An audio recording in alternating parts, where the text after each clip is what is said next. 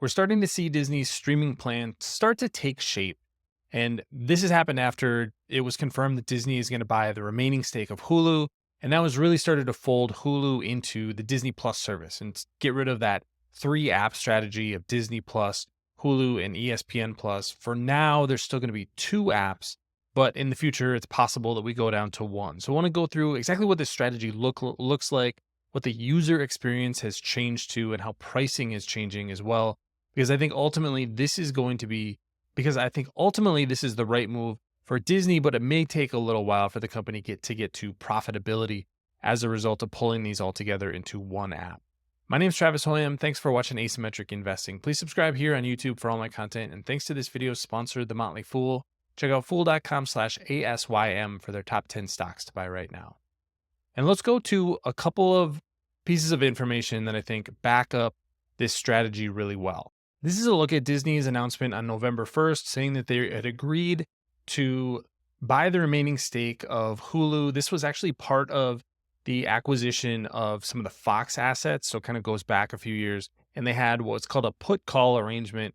Basically, they had to buy the remaining stake of Hulu, or Comcast could basically force them to buy it. That's the reason this deal is getting done. But instead of having this kind of convoluted ownership structure of Hulu, it now brings it under the Disney brand. So they're going to pay approximately $8.61 billion for a total valuation for Hulu of $27.5 billion.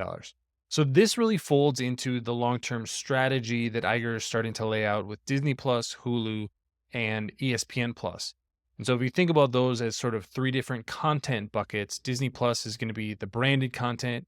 So you have Disney's animation studios, Pixar, Hulu, Marvel, Star Wars, and all of that content that's created and proprietary to the Disney brand.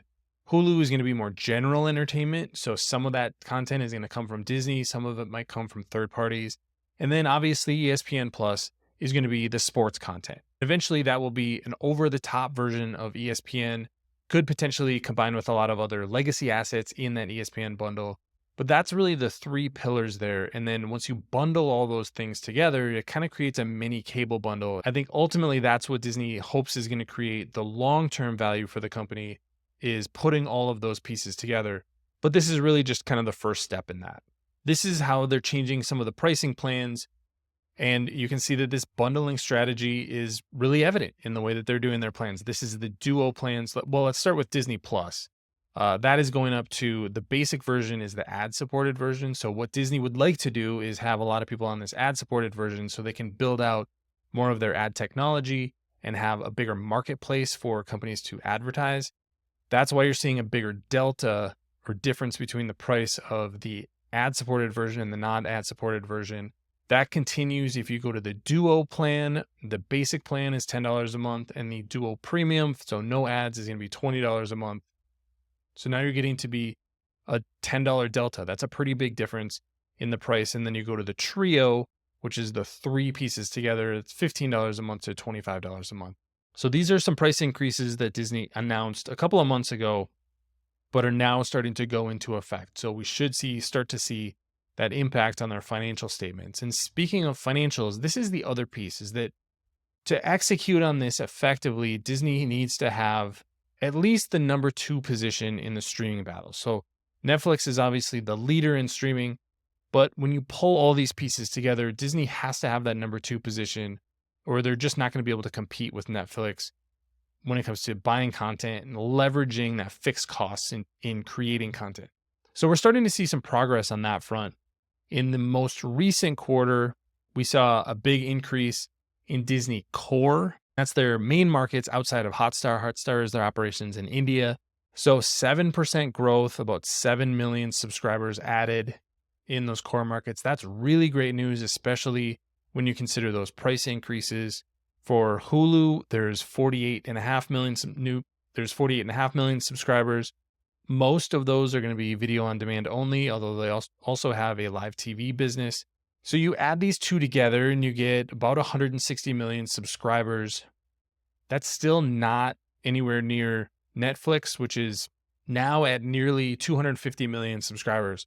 So a long ways to go to get to that kind of level, but definitely a lot of progress and a lot bigger than most of their competitors. If we go down to ESPN Plus, a small change, 3% increase to 26 million subscribers, and that was about $5 per subscriber.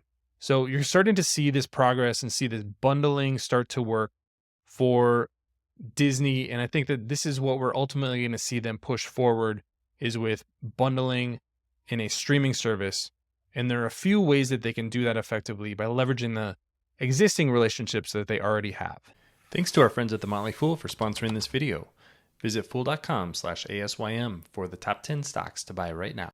So we're starting to see the content and the app strategy play out for Disney. The Hulu app has now moved into the Disney Plus app. So if you are a subscriber to that duo plan, you really only have to have one app on your TV or on your phone. The ESPN app for now is going to stay separate, but I wouldn't be surprised if long-term that eventually makes its way to the Disney Plus app, and then you can have all of your content in one place.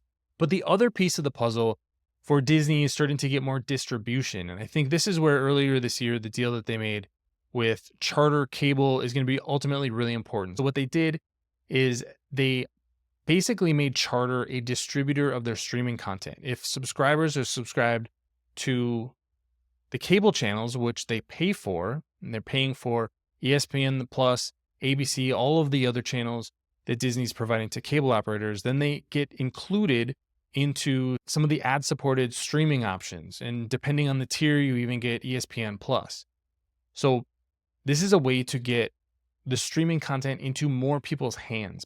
Netflix really did this on their own for over a decade, but Disney is going to need help distributing more of this content to more and more subscribers around the world. So this is one path, is to go through those cable channels. I think another path is going to be bundling with a lot of the telecommunications companies. So wireless companies, we're seeing this with Verizon, AT&T, and T-Mobile. They're not only providing wireless service for smartphones, they're now providing home broadband internet with 5G. I've been using that for over a year now, and you can get bundles where you get streaming included with those bundles. So that's going to be another way to bundle their bundle together with other value add products. And I think ultimately that's going to increase that distribution, increase those ad dollars, because Disney's going to be able to keep 100% of those ad dollars that are going through their network, and improve that monetization, because they have to increase not only the revenue per subscriber, but also the number of subscribers in the ecosystem. So you're starting to see all of this play out. It's taking a little bit of time. Change does not happen overnight, especially in the media business, but the path is really clear for Disney. And ultimately, I think this is the right strategy. And this is the reason that I'm really excited about Disney as a stock. It's got differentiated content. It also has the sports piece. That's really where a lot of the upside is. If they can build out a streaming sports business, that could be something that really differentiates Disney and that bundle from Netflix. And I think ultimately that's what you could get those subscribers up to, those Netflix style numbers, and maybe even at a higher price point, because sports is really where those higher price points are going to come in. So this will take more time to play out. Expect more losses in the fourth quarter, but Disney should turn to profitability sometime in 2024. That's what management has indicated. And I think it makes sense given the price increases and the growth in the streaming business. But watch for all of these things to play together: the bundling, the distribution, and then content, especially on the sports side, is going to be the next piece to be added. But what do you think about Disney's stock and their streaming strategy? Leave your comments in the comments section below. Don't forget to subscribe to Asymmetric Investing. Thanks for watching, everybody. See you here next.